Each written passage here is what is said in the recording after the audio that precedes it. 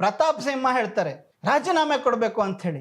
ಪ್ರತಾಪ್ ಸಿಂಹ ಅವರೇ, ನಿಮ್ಮ ರೀತಿಯಲ್ಲಿ ಹೆಂಡತಿಯನ್ನ ತಂಗಿ ಅಂತ ಹೇಳಿ ಏನಾದ್ರೂ ಸುಳ್ಳು ಹೇಳ್ಬಿಟ್ಟು ಸಿದ್ದರಾಮಯ್ಯ ಅವರು ಸೈಟ್ಗಳನ್ನ ಪಡ್ಕೊಂಡಿದ್ದಾರ? ಇಲ್ವಲ್ಲ. ನ್ಯಾಯಯುತವಾದ ರೀತಿನಲ್ಲಿ ಬಂದಿರತಕ್ಕಂತಹ ಅವರ ಒಂದು ನಿವೇಶನಗಳನ್ನ ಈ ಒಂದು ವಿಷಯನ ಇಟ್ಕೊಂಡು ನೀವು ಈ ರೀತಿಯಲ್ಲಿ ಸಿದ್ದರಾಮಯ್ಯ ಅವರೇ ತಪ್ಪು ಮಾಡಿದ್ದಾರೆ, ಸಿದ್ದರಾಮಯ್ಯ ಅವರೇ ಭ್ರಷ್ಟಾಚಾರ ಮಾಡಿದ್ದಾರೆ, ಅವರೇನೋ ಅಧಿಕಾರ ದುರ್ಬಳಕೆ ಮಾಡಿಕೊಂಡಿದ್ದಾರೆ ಅನ್ನೋ ರೀತಿನಲ್ಲಿ ಬಿಂಬಿಸ್ತಾ ಇರ್ತಕ್ಕಂಥದ್ದು ಖಂಡಿತ ಕರ್ನಾಟಕದ ಜನ ಒಪ್ಪಲ್ಲ.